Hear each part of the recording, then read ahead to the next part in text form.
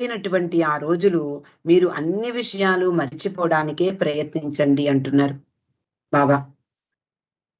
ఏ ఏ విషయాలని మర్చిపోవాలి? ఎందుకు మరిచిపోవాలి?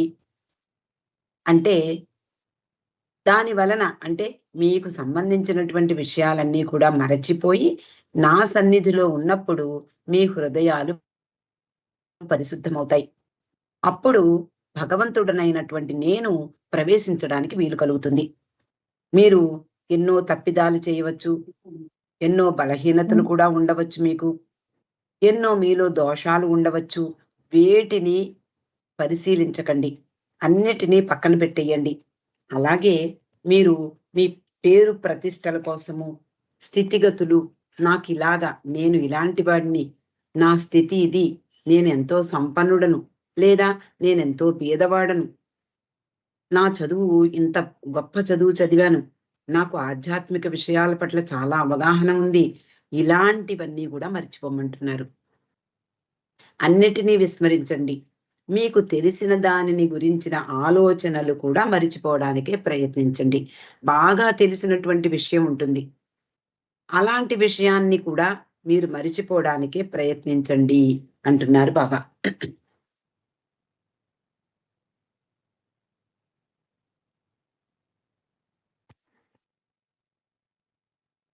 అయితే ఎలాంటి ఏ విధంగా బాబా సన్నిధిలో గడపాలి అంటే, మీరు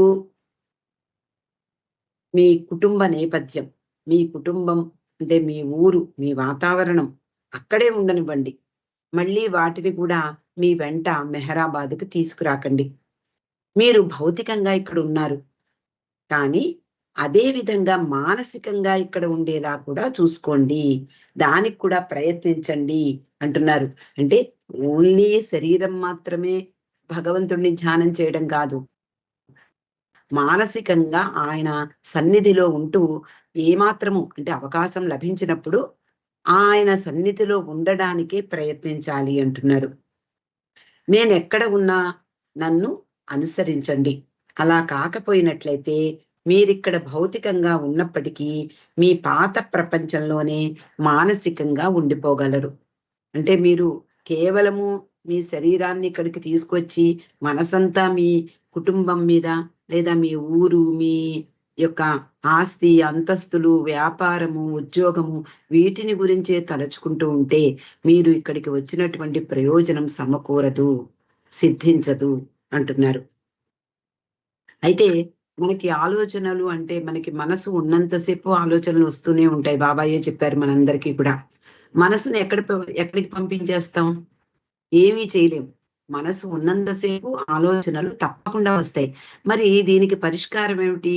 అది కూడా బాబాయే చెప్తున్నారు. వచ్చి, పోయే ఆలోచనలు కలిగి ఉండడము, దాని గురించి ఆలోచించడము 2 వేర్వేరు విషయాలు.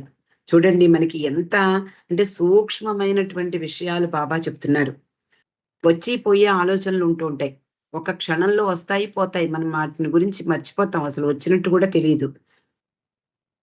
లేదా ఒక్కొక్కసారి మనము ఏదో గతంలో ఎప్పుడో ఏదో జరిగినటువంటి విషయాల్ని పట్టుకుని మన మనసు పీకుతూ ఉంటుంది. అదే పనిగా ఆలోచిస్తూ ఉంటుంది. ఆ విషయాలే మనసులో మెదులుతూ ఉంటాయి. అవి 2 వేరు వేరు విషయాలు సుమా అంటున్నారు. యాంత్రికంగా అంటే ఏదో బాబా దగ్గరికొచ్చాం గదా! చేతులు జోడించాలి కదా! అంటూ చేతులు జోడించి బాబా దగ్గర నిలబడి మన సమస్యల గురించే ఆలోచిస్తూ ఉంటే ఇంకా మీరు నాకు కాకుండా మీరు చేతులు జోడించి నా కోసం కాదు మీ సమస్యలకే నమస్కరిస్తున్నారు. కాబట్టి మీరు భౌతికంగా ఇక్కడ ఉండాలి. మానసికంగా కూడా ఇక్కడ ఉన్నప్పుడు మాత్రమే మీ ఇక్కడికి వచ్చినటువంటి ప్రయోజనం సమకూరుతుంది అని మరోసారి బాబా చెప్తున్నారు. మరి ఆలోచనల్ని ఎక్కడికి పంపించాలి అంటే దానికి కూడా చెప్తున్నారు. ఆలోచనల గురించి చింతించకండి. ఫస్ట్ వాటి గురించి అయ్యో! నేనిలా అంటే బాబా చెప్పినటువంటి విషయాల్ని మనం మననం చేసుకుంటూ అయ్యో! ఎలాగా ఈ ఆలోచనలు వస్తూ ఉంటాయి. ఎప్పుడూ కూడా సతాయిస్తూ ఉంటాయి మనల్ని అని మనం అనుకుంటూ ఉంటాం. కాబట్టి బాబా ఏమంటున్నారు? ఆలోచనల గురించి చింతించకండి. ఆలోచనను అదుపు చేసే ప్రయత్నం కూడా చెయ్యకండి. ఎలాగైనా సరే బాబా సన్నిధిలో మనం ఉన్నాము. మనము మానసికంగా కూడా ఇక్కడ ఉండాలని బాబా చెప్పారు కాబట్టి, దానికి మనము మన వచ్చేటటువంటి ఆలోచనలను అదిమి పట్టి, వాటిని బయటికి రాకుండా చేద్దాము అనడం కూడా తప్పే. అలా మనసుపై ఒత్తిడి తేవద్దు అంటున్నారు. ఆలోచనలు రావచ్చు, వస్తాయి కూడా. మనసున్నంత సేపు ఆలోచనలు వస్తూనే ఉంటాయి. వాటిని రమ్మనిమ్మని ఆహ్వానించడము చెయ్యకూడదు. అలాగే వచ్చిన వాటిని తోసి పారెయ్యాలి అనేటటువంటి ప్రయత్నం కూడా చెయ్యకూడదు. వాటంతటా అవే రానివ్వండి, పోనివ్వండి. నన్ను గురించిన అంటే అలా ఆలోచనలు వస్తూ ఉంటాయి. వాటిని గురించి పట్టించుకోకండి. అవే వస్తాయి, అవే పోతాయి అంటున్నారు. అలా మరి వాటిని గురించి పట్టించుకోకుండా ఉండాలి అంటే చిన్న చిట్కా చెప్తున్నారు బాబా. నన్ను గురించి అతి సూక్ష్మమైనటువంటి విషయాలను, నా చేష్టలను, నా మాటలను పరిశీలించినప్పుడు మీకు ఒక భావన కలుగుతుంది. ఏమిటి? అసలు నాకు ఆలోచనలే రావటం లేదు అనేటటువంటి విషయం మీరు గ్రహిస్తారు. మంచి కానీ, చెడు కానీ 2 రకాలైన ఆలోచనలు ఇంక మీకు రావు అనేది మీరు గ్రహిస్తారు. ఎప్పుడది జరుగుతుంది?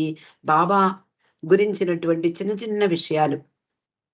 బాబా ముఖ కవళికలు, ఆ కళ్ళు, ఆయన అందచందాలు, ఆయన ముక్కు, ఆయన పెదవులు, చిరునవ్వులు చిందించే పెదవులు, ఆయన యొక్క ముఖార విందం, ఆయన యొక్క అందచందాలు, ఇవన్నీ చిన్న చిన్న విషయాలైనా మనం గమనిస్తూ ఉన్నప్పుడు ఆ సమయంలో మనకి ఎటువంటి ఆలోచనలు రావు సుమా అని బాబా చెప్తున్నారు.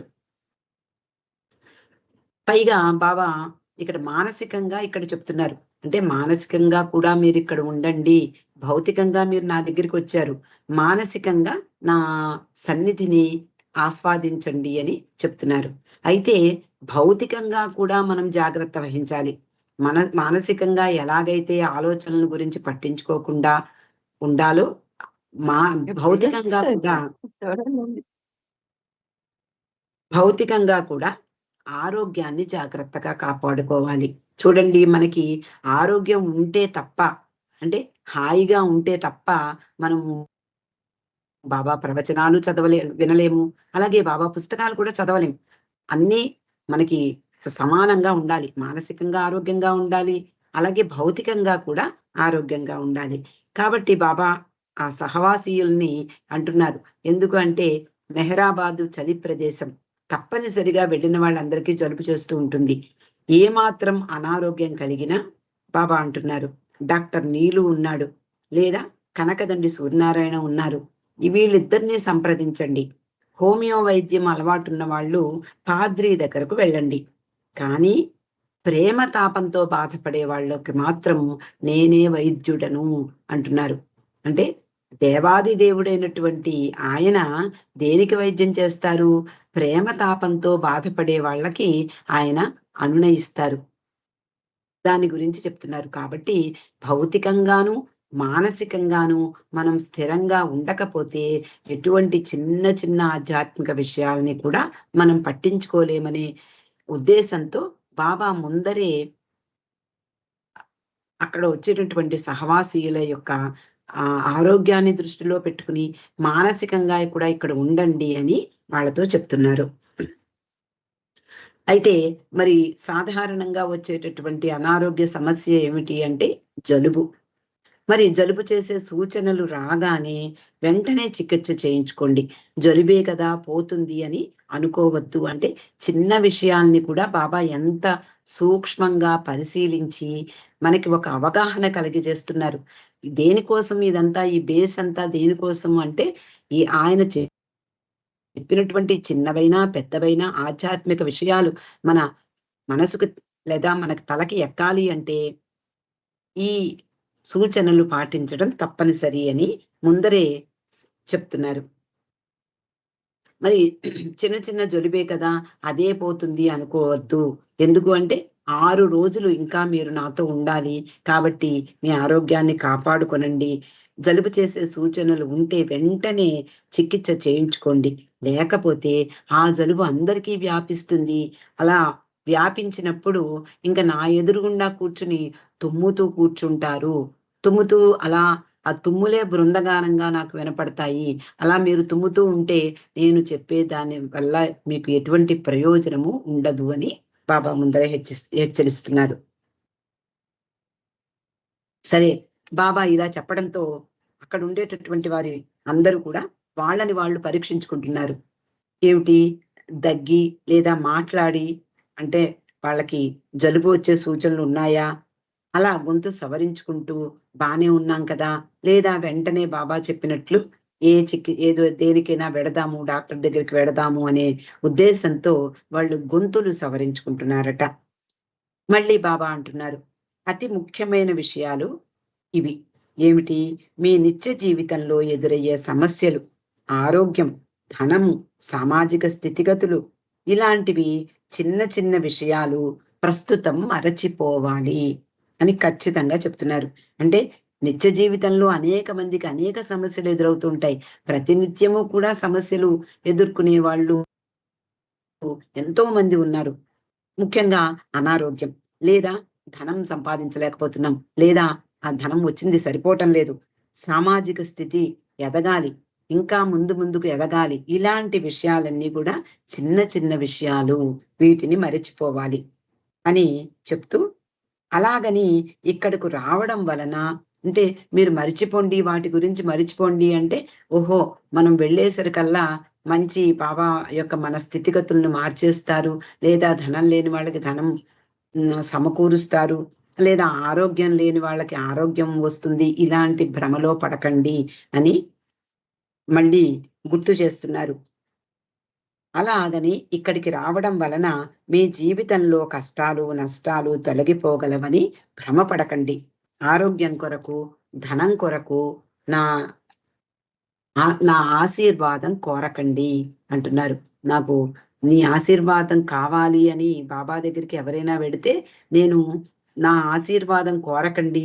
మీకు ఉన్నవన్నీ కూడా నేను తీసేసుకుంటాను అని కూడా చెప్పినటువంటి సంఘటనలు మనకనేకం కనిపిస్తాయి లార్డ్ మెహర్‌లో. అందువలన ధనం కావాలని గాని, ఆరోగ్యం కావాలని గాని నా ఆశీర్వాదం కోరకండి. అట్టి సమస్యలను తొలగించే వాడిని కాదు నేను. మహిమలు చూపే యోగులు, వలీలు లేక సాధువులు వీళ్ళెవరూ కాదు నేను. నాతో గల సహవాస ఫలితంగా వాటిని ఆశించినట్లయితే అయితే బాబా దగ్గరికి వెళ్తున్నాం గదా! మనకి అన్ని కోరికలు తీరిపోతాయి. మనకు చెప్పకుండానే బాబాని అడగకుండానే మనకన్నీ ఇస్తాడు అనేటటువంటి ఆలోచన పెట్టుకోకండి. వాటిని ఆశించినట్లయితే ఉన్న వాటిని కూడా మీరు పోగొట్టుకుంటారు సుమా! జాగ్రత్త అంటున్నారు. మరొక విషయం చెప్తున్నారు. నేను బాబా ఎందుకొచ్చారిక్కడికి? ఆ విషయాన్ని చెప్తున్నారు. నేను మీ మధ్యకు రావడంలో గల కారణం మీరు నాకు నమస్కరిస్తారని కానీ, హారతి పాడి నాకు నాకు గొప్పగా హారతి పాడతారని గాని, నన్ను పూజిస్తారని కానీ నేను మీ మధ్యకు రాలేదు. ఇవి సాధు పుంగవులకు, యోగులకు చెల్లుతాయి. అంతకు మించినదే మీ నుండి నేను ఆశిస్తున్నాను. మీరేదో 2 చేతులు జోడించి నమస్కరించడం నాకు సరిపోదు. లేదా మీరు హారతులు పాడడం కూడా నాకవసరం లేదు. లేదా నన్ను పూజించడము, పూలతో పూజించడము ఇవేవీ నాకవసరం లేదు. కానీ మీ నుండి నేను మరింత ఎక్కువ దాన్ని ఆశిస్తున్నాను. అదేమిటి అంటే ప్రేమ. మీ నుండి ప్రేమను పొందుటకు, నా ప్రేమను మీపై కురిపించడానికే నేను వచ్చాను. ఆయన ఎందుకు వచ్చారో ఆ కారణం కూడా స్పష్టంగా తెలియజేస్తున్నారు. నా ప్రేమను మీకు అందించుట ద్వారా మీరు భగవంతుని ప్రేమించి భగవంతుడే అవగలరని, అలాంటి ప్రయోజనం సిద్ధిస్తుందని నేను మీ స్థాయికి దిగి వచ్చాను. ఆయనకి పని పాటు లేదా? మన అందరి మధ్యకు ఎందుకు భగవంతుడు పదే పదే ప్రతి యుగంలోనూ దిగి వస్తాడు అంటే ఇదీ కారణం. నేను మీ నుండి ఆశించేది ప్రేమ మాత్రమే. నా ప్రేమను మీకు అందివ్వడానికే వస్తున్నాను. ఎందుకు అందించడం వలన ప్రయోజనం ఏమిటి అంటే, భగవంతుడిని ప్రేమించి భగవంతుడే అయిపోండి. అలా అవుతారనే ఉద్దేశంతో నేను మీ దగ్గరికి వచ్చాను అంటున్నారు. మిగిలిందంతా భ్రాంతి మాత్రమే. నా ప్రేమ తప్ప మరేమీ నా నుండి ఆశించకండి. బాబా నుండి మనం కోరుకునేది ఏమిటి అంటే కేవలం ప్రేమ. మళ్ళా సహవాసీలతో అంటున్నారు. మనకేమీ తొందర లేదు. కంగారేమీ లేదు. పెద్ద పెద్ద ప్రవచనాలు చెప్పడానికి కానీ, లేదా మీకు క్లిష్టమైనటువంటి వేదాంత విషయాల్ని చెప్పడానికి కానీ మిమ్మల్ని నేను పిలవలేదని ముందరే చెప్పారు. మనకి తొందర లేదు. నెమ్మదిగా సాగుదాం. మీరిక్కడ ఇంకా 5 రోజులుంటారు. పెద్ద విషయం పెద్దదైనా, చిన్నదైనా సమానంగా శ్రద్ధ చూపించండి. బాబా నుండి వచ్చినటువంటి ఆ! చిన్న విషయమే గదా బాబా! అది ఆయన చెప్పింది చిన్న విషయం కాబట్టి మనం ఈజీగా దాన్ని ఆచరించగలము అని అనుకోకండి సుమా. విషయం చిన్నదైనా, పెద్దదైనా మీరు సమానంగా శ్రద్ధ వహించండి. నేను మీతో సరదాగా హాస్యమాడవచ్చు, లేదా కఠినంగా వ్యవహరించవచ్చు. నా నుండి విన్నదేది వృధా పోదు. చూడండి ఎలా చెప్తున్నారు బాబా. బాబా నుండి వచ్చినటువంటి ప్రవచనాలు కానివ్వండి, చిన్న చిన్న సందేశాలు కానివ్వండి, ఏది వృధా పోదు. నేను చెప్పే విషయం మీరు గ్రహించలేకపోవచ్చు. ఈరోజు గ్రహించలేకపోవచ్చు. రేపు గ్రహించగలరు. అయినా విచారించకండి సుమా. జాగ్రత్తగా వినండి అంతే. ఈరోజు కాకపోతే రేపు మీరు నేను చెప్పేదాన్ని గ్రహిస్తారు. కాబట్టి మీరు దేనికి చింతించకండి. అయ్యో! బాబా చెప్పే విషయాలు నాకు అర్థం కావటం లేదని కూడా అనుకోకండి అంటున్నారు. ప్రతి యుగంలోనూ నేను చెప్పేది ఒక్కటే. కానీ ప్రతిసారి చెప్పే విధానం మారుతుంది. అంటే రాముడుగా వచ్చినప్పుడు ఆయన ఆచరించి చూపించాడు అని చెప్తూ ఉంటాం. ఆ ధర్మాన్ని ఎలా ఆచరించాడో ఆయన మనకి ఆదర్శవంతంగా ఆయన్ని తీసుకుని మనం ఆచరించడానికి ప్రయత్నిస్తాం. అలాగే ప్రతి అవతారంలోనూ ఆయన చెప్పేది ఒక్కటే భగవంతుడిని ప్రేమించండి అని. కానీ చెప్పే విధానం మారుతూ ఉంటుంది. అంటే ఆయా కాలానికి అనుగుణంగా ఆయన రూపధారణ, ఆయన వస్త్రధారణ, అలాగే ఆయన మాట కూడా మారిపోతూ ఉంటుంది. కానీ ఈసారి ఆయన వచ్చినప్పుడు పూర్తిగా మౌనం వహించి, మౌనంలోనే ప్రవచనాలను అందించారు. కాబట్టి చెప్పే విధానం వైవిధ్యంగా ఉంటుంది. నా దృక్పథం మారుతూ ఉంటుంది. కానీ నేను చెప్పే విషయం ఒక్కటే. నేను చెప్పే విషయం అర్థం కానంత మాత్రాన విచారించకండి. వినినంత మాత్రం చేత నన్ను ప్రేమించుటకది కొందరికి మాత్రమే సహాయపడుతుంది. నా మాటలు విన్నవాళ్ళు వాళ్ళకి కొంత ప్రయోజనం చేకూరుతుంది. ఏమిటి? నన్ను ప్రేమించడానికి అది సహాయపడుతుంది అంటున్నారు. సరే, ఇంకా ఇలా బాబా చెప్పేటటువంటి చిన్న చిన్న సందేశాలైనా వినే వాళ్ళకి అలాంటి మిట్ట మధ్యాహ్నం అవుతూ ఉంటుంది. ఆ సమయంలో ఎంతో కొంత కునుకుపాట్లు వస్తూ ఉంటాయి. అది గ్రహించి బాబా అంటున్నారు, నిద్ర వచ్చే వారందరూ వెనుకకు వెళ్లి గోడకు జారగిలబడండి. హుషారుగా ఉన్నవారు నా ముందుకు వచ్చి కూర్చోండి అన్నారు. ఆ తర్వాత బాబా కొంత ఆలోచన నిమగ్నులై విచారాన్ని వ్యక్తం చేస్తూ అంటున్నారు. నేను ప్రజల మధ్యకు అంటే ప్రతి యుగంలోనూ నేను అవతరించినప్పుడు జరిగే విషయమే ఇది. నేను వచ్చినప్పుడల్లా అక్కడ ఆ సమయంలో ఉన్నటువంటి ప్రజలు తటస్థంగా ఉంటారు. పెద్దగా పట్టించుకోరు. నేను భగవంతుడిని అని చెప్పినా కూడా ఏదో అలా చెప్పుకుంటాడులే, పోన్లే మహానుభావుడని ఒప్పుకుందాం. ఇలాంటి ఆలోచనలతో సతమతమవుతూ ఉంటారే తప్ప నిజాన్ని గ్రహించలేరు. కానీ నా శరీరం వదిలి వెళ్ళిపోయిన తర్వాత నన్ను గ్రహిస్తారు, నన్ను స్తుతిస్తారు. నేను ఎప్పుడు భూమిపై అవతరించినా ఇదే జరుగుతూ ఉంటుంది అని కొంచెం విచారాన్ని బాబా వ్యక్తం చేశారట. బాబా చెప్పిన విషయాల వలన బాబా ఇలా చెప్పడం వలన కొంతమందిలో కదలిక కలిగింది. అయ్యో! బాబాని మనం పట్టించుకోవటం లేదంటున్నారేమో అనుకుంటూ కొంత కదలిక కదిలింది. లేక అంటే అలవాటు లేని ఒకే పద్ధతిలో కూర్చుని ఉండడం కూడా ఆ సహవాసీలకు కష్టంగా అనిపించింది. మనం కూడా ఒక గంట సేపు ఒకే రీతిలో కూర్చున్నప్పుడు మనం కాళ్ళు మడుచుకోవడము, లేదా మరొకసారి లేచి కూర్చోవడము ఇలాంటివి చేస్తూ ఉంటాం. అలా వాళ్ళు కూడా కొంత ఎక్కువ సేపు కదలకుండా కూర్చున్నందువలన ముందు కూర్చున్న పెద్దవారు ఆ కూర్చునే పద్ధతిని మార్చుకున్నారట. వెంటనే బాబా గ్రహించారు ఆ విషయాలన్నీ కూడా. బాబాకు తెలియందేముంటుంది? అందరి మనసులను, హృదయములను తెలిసినటువంటి సాక్షాత్తు భగవంతుడైన. బాబా అంటున్నారు, కాళ్ళు జాపుకుని కూర్చోవడం సుఖంగా అనిపిస్తే అలాగే హాయిగా జాపుకుని కూర్చోండి. మొహమాట పడకండి. ఇక్కడ మనమంతా ఒకరి సాహచర్యంలో మరొకరు ఉన్నాం. హాయిగా కూర్చోండి. మర్యాద కొరకు బిగబట్టుకుని కూర్చోకండి అని చెప్పారు. అంతే. ఆయన ఆలోచన ధోరణి మారిపోయింది. వెంటనే హఠాత్తుగా లేచి, ఇప్పుడు మనమంతా ఏడు పెంకుల ఆట ఆడదాము అన్నారు.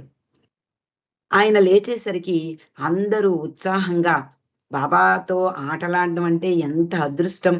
కాబట్టి వాళ్ళందరూ కూడా ఎంతో ఉత్సాహంగా లేచి ఆ గదిలో చివర ఉండేటటువంటి తలుపు గుండా బయటికి వెళ్లారు. హాలు వెనుక వైపునున్న తలుపు తెరుచుకుని వరండాలోకి వెళ్ళిపోయారు. బాబా వెంటనే ఎప్పుడూ ఒక్క క్షణం కూడా ఆలస్యం చెయ్యరు బాబా. అందరూ వచ్చే వరకు వెయిట్ చేద్దాము అలాంటి పద్ధతి కాదాయనది. ఆయన పద్ధతిలో ఆయన నడిచి వెళ్ళిపోతూ ఉంటారు. కాబట్టి బాబా త్వరగా ఏడుగురు గల అంటే 2 జట్లను ఏర్పాటు చేశారు. అటు 7 మంది, ఇటు 7 మంది. అలా 2 జట్లను వెంటనే నువ్వు ఈ జట్టు, నువ్వు ఈ జట్టు అంటూ ఆయన ఏర్పాటు చేశారు. నేలపై 7 పెంకులు ఒకదాని మీద ఒకటి వరుసగా పేర్చబడ్డాయి. 2 జట్లు వరండాలో ఇరువైపులా నిలబడగా ఆటను చూసేవాళ్ళు కిందకి దిగి, వరండా కిందకి దిగి ఆ నేల మీద, ఆ మట్టి నేల మీద నిలబడి ఉన్నారు. వాళ్ళందరూ ఆట చూసే ప్రేక్షకులు. ఈ వరండా మీద ఉన్నటువంటి 2 జట్లు మధ్యలో 7 పెంకులు పేర్చబడి ఉండడం. ఇది అక్కడ దృశ్యం. ఇక్కడ 7 పెంకులాట అంటే మనకి ఈ రోజుల్లో తెలియకపోవచ్చు కానీ, ఆ రోజుల్లో ఆహ్, చాలా మందికి తెలిసే ఉంటుంది. కానీ ఇక్కడ డాన్ స్టీవెన్స్ 7 పెంకులాట ఎలా ఆడతారో చెప్తున్నాడు. 7 పెంకులాటలో మొదటి జట్టు వారిలో ఒకడు సుమారు 15 అడుగుల దూరం నుండి ఒక టెన్నిస్ బంతితో పెంకులను గురి చూసి విసురుతాడు. దాంతో ఆ గురి తప్పకపోతే ఆ పెంకులు చెల్లాచెదురైపోతాయి. అది మొట్టమొదటి స్టెప్. రెండవ జట్టు వారు ఆ బంతి అంటే ఎవరైతే విసిరినటువంటి బంతి నేలకు తగిలి ఈ పెంకుల్ని తాకి పెంకులు చెదరగొట్టిన తర్వాత అది ఇంకా పైకి ఎగురుతుంది. బౌన్స్ అవుతుంది. అది దాన్ని రెండవ జట్టు వారు మళ్ళీ నేలకు తాకే లోపుగా వాళ్ళు పట్టుకుంటారు. ఈలోగా మొదటి జట్టు వారు ఏం చేస్తారు? చెదిరిపోయినటువంటి పెంకుల్ని మళ్ళీ గబగబా వెంటనే పేరుస్తారు. అలా పేర్చడంతో ఒక పాయింట్ వీళ్ళకి వస్తుంది. బంతి రెండవసారి నేలకు తగిలేలోపు పట్టుకున్నట్లయితే బంతిని విసిరిన వాడు పక్కకు తప్పుకోవాలి. అతడు ఔట్ అయిపోతాడు. పక్కకెళ్ళిపోవాలి. అంటే మిగిలిన 6 మందిలో మళ్ళీ ఒకడు బంతి విసురుతాడు. పట్టుబడిన బంతిని తిరిగి మొదటి జట్టు వారికి విసరబడుతుంది. అంటే రెండవ జట్టు వారు ఆ కింద అంటే ఈ పెంకులను చెదరగొట్టినటువంటి బంతిని రెండవసారి నేలకు తాకకుండా పట్టుకుంటారు. ఆ పట్టుకున్నటువంటి రెండవ జట్టు వాళ్ళు మొదటి జట్టు వాళ్ళకి విసురుతారు ఆ బంతిని. ఆ బంతి విసిరినప్పుడు మళ్ళీ వాళ్ళు కూడా నేలకి తగలకుండా ఆ బంతిని క్యాచ్ చేయాలి. అప్పుడు మళ్ళీ తిరిగి ఆట ప్రారంభమవుతుంది. ఇక్కడ ఈ చివరి విషయమే ఆటకు నిజంగా వన్నె తెచ్చేది. బంతిని నేలను తాకించి విసురుట కంటే పట్టుకునేందుకు సిద్ధంగా ఉన్న వారికి బంతి అందేలా విసరడమే ఆటకు అందాన్నిచ్చేది.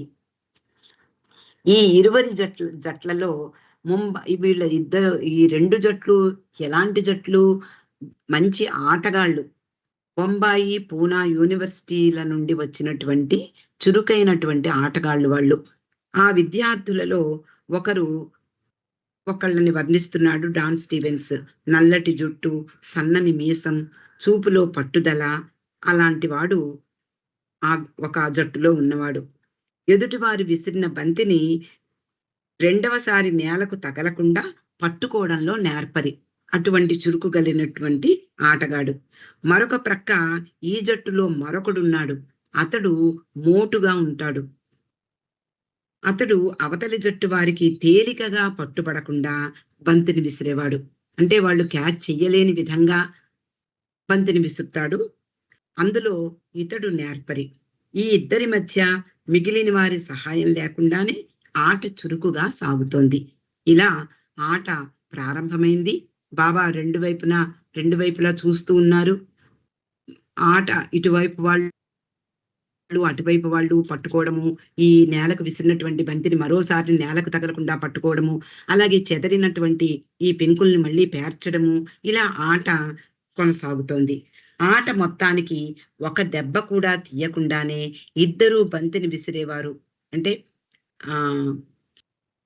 ఇద్దరు బంతిని విసిరేవారు మిగిలి ఉండగానే రెండవ జట్టు ఓడిపోయింది. అలా మొదటి జట్టు వాళ్ళు రెండవ జట్టు వారికి విసిరే లోపులో అది నేలకు తగిలితే వాళ్ళు ఔట్ అయిపోయినట్లు.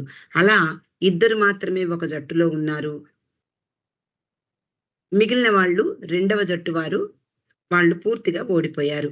అలా మిగిలిన ఇద్దరిలో ఒకడు పౌరుషంగా పైనున్న పెంకుల వైపు హేళన చేస్తూ ఎదుటి జట్టు వైపు చూస్తూ బంతిని విసిరాడు.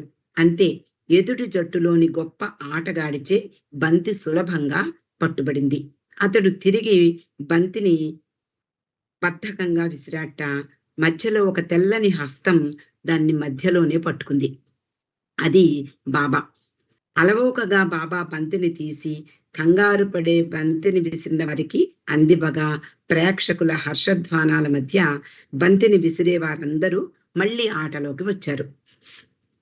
ఆ విధంగా ఆడడం అందరికీ ఆనందాన్ని కలిగించింది. ప్రేక్షకుల మధ్య నుండి ఆ వచ్చిన ఆ హస్తం ఆ ఓడిపోయే జట్టును 3 సార్లు గెలిపించిందట. అంటే బాబాకి ఇష్టం లేదు అవతలి జట్టు ఓడిపోవడం. కాబట్టి మధ్యలోనే ఆయన ఆ బంతిని క్యాచ్ చేసి ఆ జట్టు వారిని 3 సార్లు రక్షించారు ఓడిపోకుండా. కానీ చివరకు బాబా ఇంకా వారిని రక్షించదలుచుకోలేదు. అప్పుడు దేశ్ముఖ్ వంతు వచ్చింది. దేశ్ముఖ్ కూడా ఆటలో ఒకడు, ఒక జట్టులో ఒకడు. అతడు కూడా బంతిని విసరడానికి ముందుకు వచ్చాడు. అతడు బంతిని మెల్లగా పక్కకు విసిరాడు. ఔట్ అయిపోయాడు. అంటే ఆ పెంకులకు తగలకుండా పక్కకు విసిరిన వాళ్ళు ఔట్ అయిపోతారు. బాబా అంటున్నారు, దేశ్ముఖ్ అంటే ఎంతో ఇష్టం ఆయనకి. కాబట్టి దేశ్ముఖ్, నీ కొరకు దూరం తగ్గిద్దాం, నెమ్మదిగా విసురు అని కాస్త దూరాన్ని తగ్గించారు. పెంకులకు దగ్గరగా జరిగి అతడు మళ్ళీ బంతిని విసిరాడు. దేశ్ముఖ్ నవ్వుతూ కంగారు పడుతూ విసిరిన బంతి మళ్ళీ పక్కకు వెళ్ళిపోయింది. తిరిగి బాబా అతడిని 1, 2 అడుగులు మళ్ళీ ముందుకు జరిపారు. తిరిగి కంగారుగా దేశ్ముఖ్ మళ్ళీ విసిరినటువంటి బంతి పెంకులకు తాకకుండానే మళ్ళీ పక్కకెళ్ళిపోయింది. చివరిసారిగా బాబా దేశ్ముఖ్ని ఇంకా దగ్గరికి జరిపారట.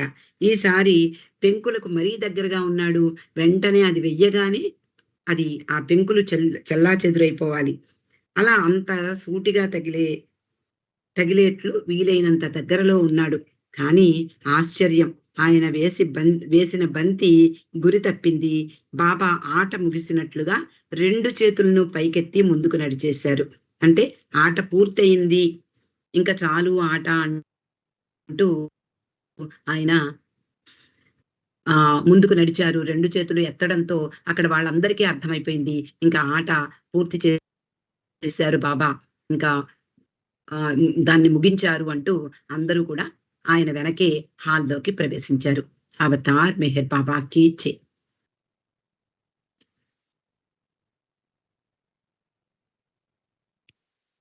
జై బాబా అండి నాగమణి గారు. హారతి టైం అయింది.